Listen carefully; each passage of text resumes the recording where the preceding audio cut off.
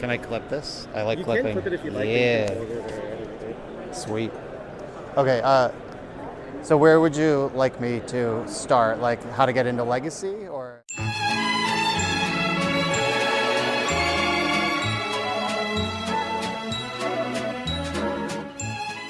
Alright guys, so this is the house tour. This is the bedroom I was sleeping in. It was weird that it had like a baby crib in there, but you know, you can't really argue with it. This was Stefan's room. So there were 3 bedrooms on the upper floor. They were all pretty decent and pretty nice. This one was Jeffrey's room. He was there talking to his significant other. This is the bathroom. All in all, it wasn't too bad for the price that we paid. If I had the choice, I would probably definitely stay here again, depending on if we had the same amount of guys. There were 4 of us there, so we actually ended up moving the circular dining room table that was in that empty space and just moving it in front of the TV. All in all, the only downside about this was like the kitchen was pretty nice. It came with like full refrigeration and freezer. But again, the only complaint was that there wasn't like a rectangular table for us to use, and it was pretty hard to get some playtesting in. Also, a portion of the couch, if you leaned back on it, it wasn't pressed up against the wall, so the back cushions would fall off.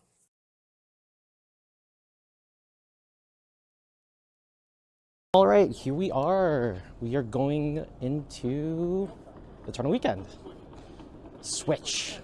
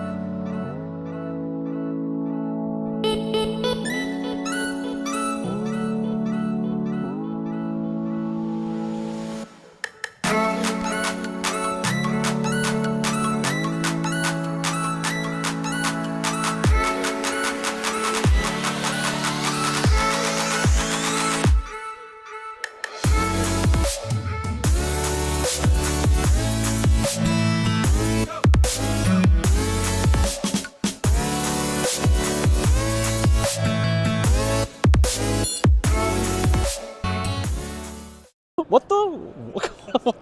Look at this, YouTube! Holy crap! Are they asking for sealed products?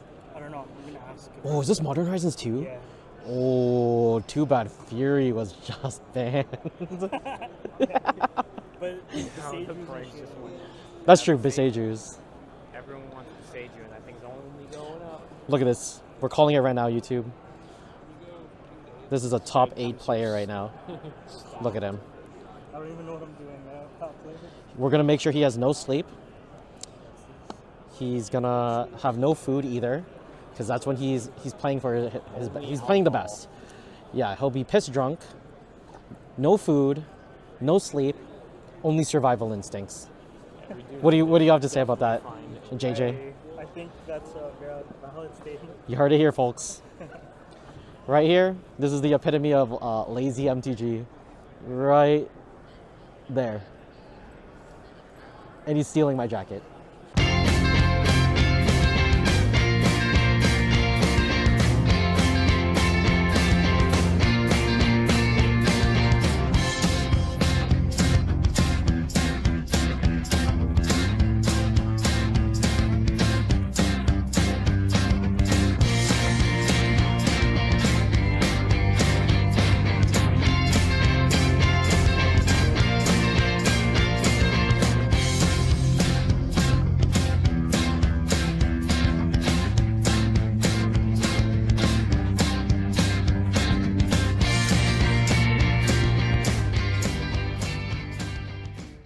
All right, chat or YouTube comments. We need your decision.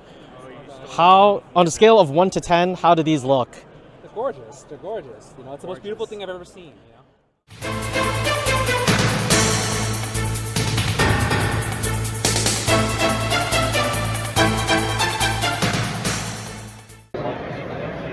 So we just finished first round of vintage. Smashed. It was pretty close. It was pretty close. We were going like back and forth game 1, smashed him game 2 with initiative, and then game 3 I chose to keep a really sketchy hand of Ancient Wasteland, drawn to Ghost Quarter, no white sources. I think by turn 3 or 4, my hand was 7 white cards. And then he time twisted me and then won the game with Time Vault. Time Vault and Manifold Key. Okay, what's up guys? We just finished round 3 of vintage and we're currently 1 and 2.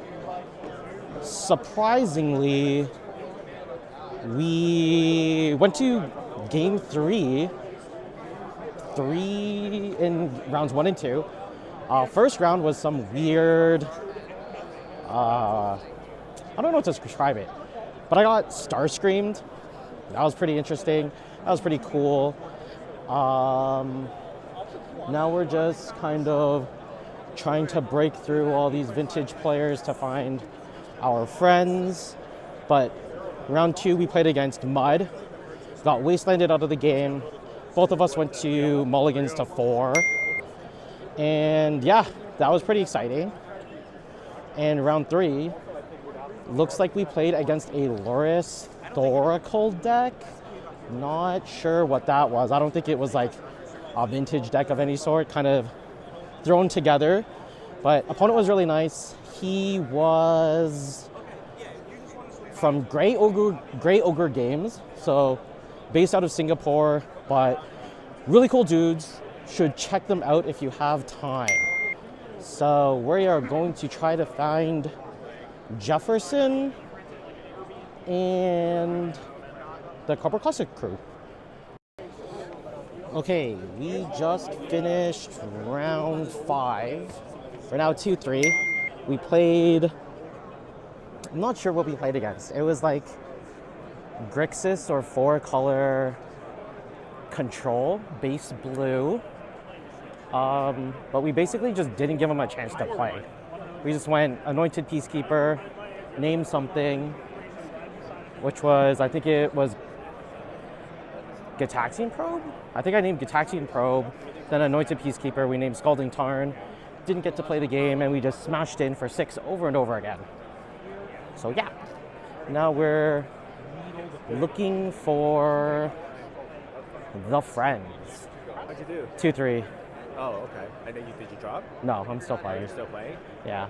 Are you playing for that $500 thingy for no Yeah. power? How do you get that? Like the highest ranking person with no power Yeah, by the end of it. by the end of it? So I have to keep playing.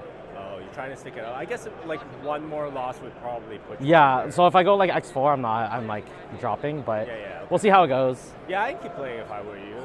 Yeah, okay. I Yeah. mean, you got wins. That's true. Was it off people with power? Yeah. Yeah, so you stiffed them. I haven't seen So you stiffed anyone. them. Yeah, I haven't. I haven't seen anyone without power. Okay. No, But- there were actually a couple people with just like mono white stompy-ish kind of thing. Yeah, I haven't seen any around me, so I know that they exist, Yeah, but I don't know.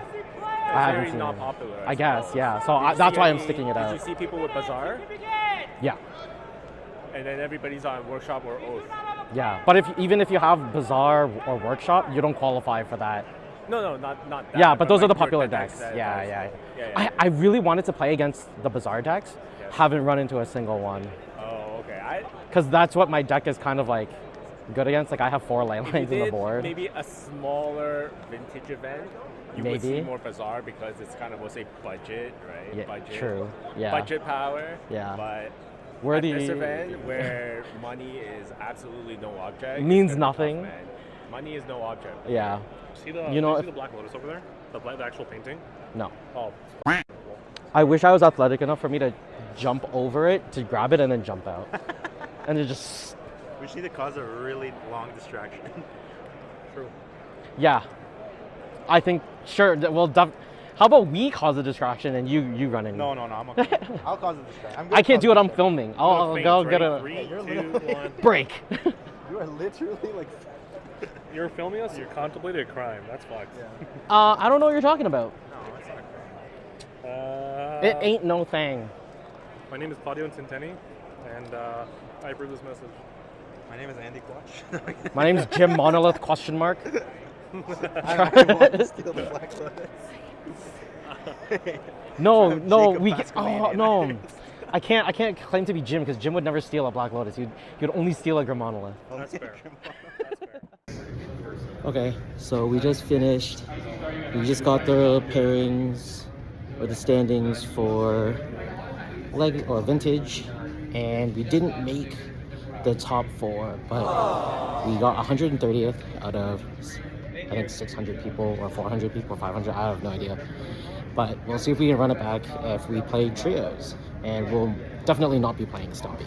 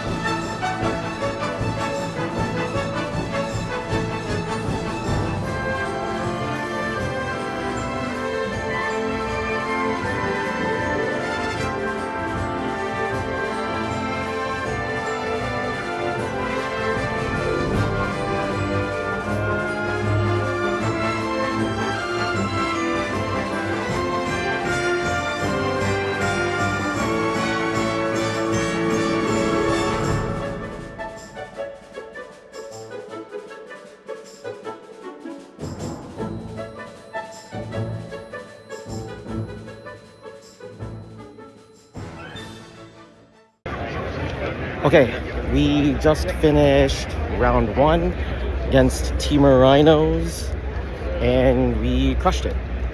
Sounds like Archon of Emiria is a really, really good card. So we're gonna go see where John and them are. It's so loud. We're gonna mute one of these. Okay, we just finished round 2, played against Teamer Rhinos again, and played like utter garbage. We sequenced everything wrong. We threw our own Lotus Petals into our own Chalice on zeros, and lost to Murktide Regents as well. So that was cool. Very, very cool. So I think our entire crew is... Did you win? You won, right? I think our entire crew is like 1-1. Jim Monolith is 1, I'm 1-1, John's 1-1, Stefan's 1-1, Jay Chu just lost, so he's 1-1. How do you know he lost? Jay Chu? I just went over when Hootie followed me. Hootie's also 1-1, he lost. Everyone is 1-1. So we're one step closer to scrubbing out.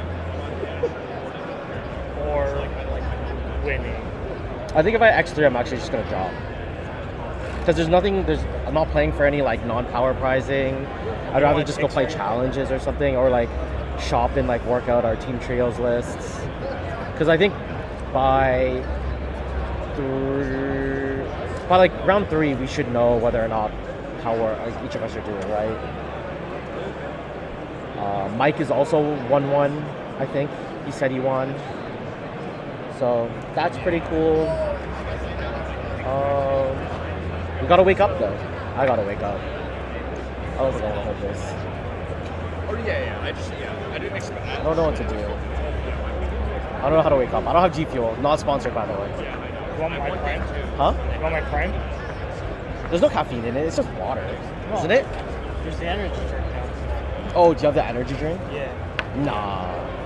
That stuff is No. Wasn't it like didn't it like fail some like FDA test or some shit? Don't push it towards me, you monster. That's another energy drink. Look at this. This is the most exciting part. Look how big this thing is. It's 1.25 liters spelt wrong. So sad, dude. I had 3 wastelands against Outpost. Hey, do you wanna? My name is Jeff. Yeah, that's fine. Yeah, we're good. Okay. I think. I don't know which one's which now. Game 1, This one's his. What about me? Oh, yeah, he's right. my match was against Cloudpost. I had Wasteland in opening hand, and I draw into 2 more Wastelands, which is great. But I Wasteland all his Cloudposts in the beginning. Oh no, I held the Cloudpost because he had Elvish Reclaimer, and I didn't want to make his Elvish Reclaimer grow, so I held off on Wastelanding his Cloudpost in the beginning. But then he played another one, and then he started to like sack his other lands for Cloudposts, and I tried to Wasteland them, but I had to Wasteland them during him casting Pithing Needle. So when I Wastelanded all the what's it called, the Cloudposts, his Elvish Reclaimer grew to like 3/4, and then he played a Primeval Titan by floating all his Cloudposts, and he just found 2 more Cloudposts. I was like, fuck. Yeah, I don't think you wait. It's true, but the problem was he had 2 Elvish Reclaimers, so I didn't want to grow his Elvish Reclaimers because I didn't have removal at that point. Because I was like, he's gonna play Primeval Titan eventually, and then I was gonna like Wasteland the next turn. But because he Pithing Needled me at that time, and he had an Elvish Spirit Guide in hand, I couldn't. Like he just played it in response, and he got 2 more Cloudposts. So I lost game 1. Game 2, I side in all my like Pithing Needle hate, and then I opened up a Thoughtseize. I steal his I steal some arbitrary creature, and then he plays his Cloudpost, and I Wasteland him, and then I Surgical his Cloudpost. So he has no more Cloudposts in his hand. He only has Glimmer Posts, which is fine. Time in round 2. Active player finished the turn. Proceed to 5 additional turns. That is time But in round 2. he started drawing forests, and then he Green Suns for 3 to Endurance my Boseiju, so it went back into my deck, so I couldn't keep Wastelanding him. And then he had another Green Sun, and he Green Sun for 1 for Elvish Reclaimer, and he started beating my ass. Because when I walked by the first time when I was finding everyone else, I looked into it and I saw he had 2 Cloudposts and he had a Smallpox graveyard. I was like, oh, you've got this. 100%. The card Smallpox tears him apart. Yeah, Right? so I was in a good position, but then he blew up my Sylvan's Library and my Currency Converter, so I lost my engine. Yeah. So I started just drawing lands and no answers, and then he just started playing Elvish Reclaimers, and like I couldn't kill them all. And then eventually he got to Primeval Titan mana, and he dropped it and played Thespian Stage and what's it called, Dark Depths. And he's like, all right, make a 2020. I'm like, okay, I'm at 3 life. I guess I'll lose. That's what I want to do in Vintage. I want to do turn 1, 2020, go. But yeah, like he had 4 Pithing Needles. I killed 2 of them in 1 game, which is fine. But he Endurance by Boseiju, so I was like, Okay, so I don't know if you guys can hear me, but we are just finishing 3rd round. We went to the washroom, but we are 2-1. We played against Beans. It went terribly round 1. He kind of just had the answer for everything. He's a really smart player. I kind of tested him throwing out the Chrome Mox and the Lotus Petals, and he countered both of them. And I was stuck kind of with City of Traders and nothing else. But yeah, we crushed it. Initiative did its thing round 2 with Magus of the Moon and a Chalice on 1, so he couldn't Hydro Blast it. And then we kind of just played game 3 regular, so we are 2-1. All right. We just finished. Oh, I don't have my mic set. We just finished round 4. I'm 3-1. Yeah. Round 4. We played against Lands. So I'm just gonna do a quick shout out to Daniel. Daniel, thank you for your list. It's fucking killing it here. That one Archon in the sideboard, working wonders. We played it against lands. Turn 1, I chaliced, and he just had 4 crop rotations in hand and couldn't do anything after that. And then game 2, he started off with Ancient Tomb into Sphere Resistance, which was pretty strong, but my opening was Lotus Petal, Chrome Mox, Touch the Spirit Realm, Ancient Tomb, Seasoned Dungeoneer, Anointed Peacekeeper, and then Archon. So we were able to cast, oh, and Magus, sorry, we kept the turn 1 or turn 2 Magus.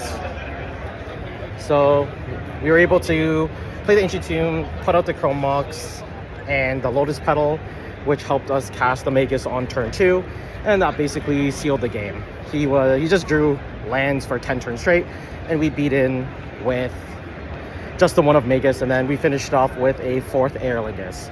So we will update you guys next round.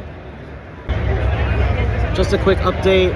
We just finished round 6. Did we just finish round 6? Yeah. We're now 4-2. We beat Black-Red Scam. I thought it was Reanimator. Got really excited, told him I was waiting for him all day, and he was like, fuck your deck.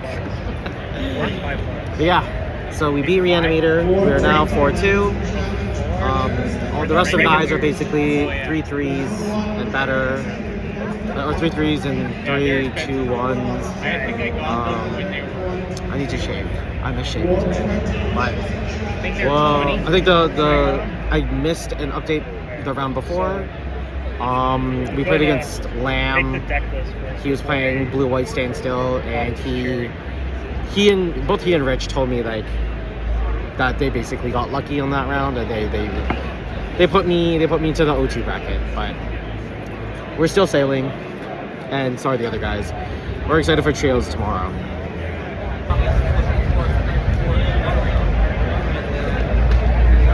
All right, boys. Melee has bed. You're all waiting for paper pairings. Whoa. Whoa, whoa, whoa. This was bound to happen at least once this weekend. I'm shocked because I'm pretty sure it's like there's a lot of like cell phone activity in the area. Can I actually take this?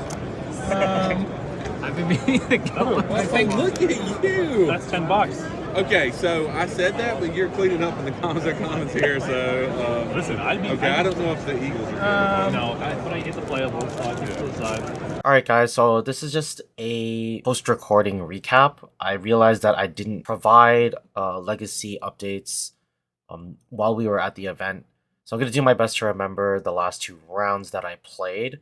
So round 7, I'm pretty sure we played against the Death and Taxes player. It was basically everything that I feared in the matchup, is that even though our creatures are higher quality, they have a lot more creatures and a lot more removals. So once they deal with our creatures, they can just pump out 1 or 2 extra creatures to take initiative or monarch or any additional game pieces that we have added to the game. So basically I lost to the D&T player.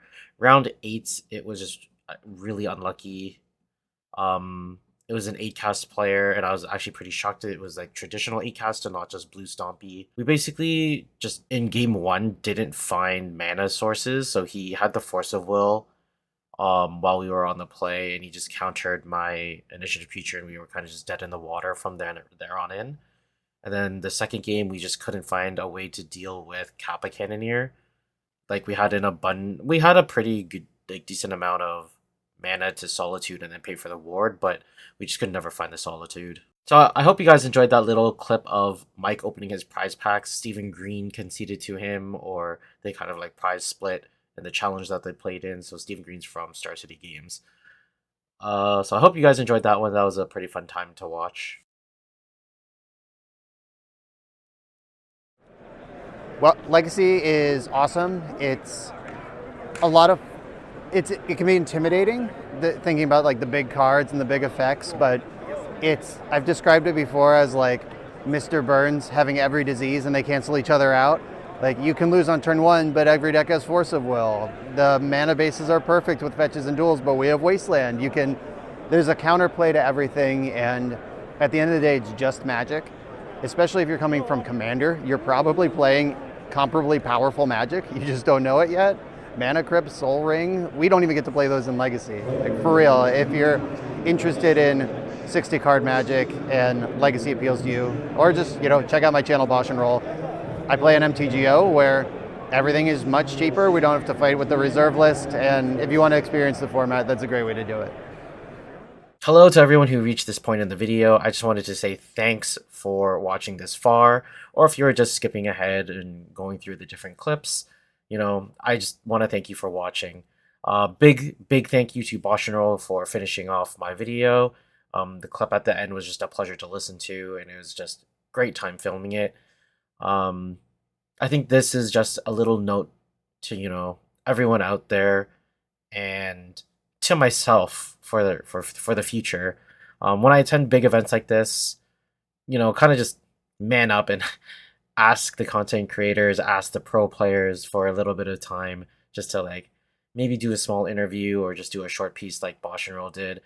I know I can be a little bit uncomfortable putting myself into situations like that, but they're just people too, and I don't think that as long as you ask them kindly, I don't think they have anything against doing that for us.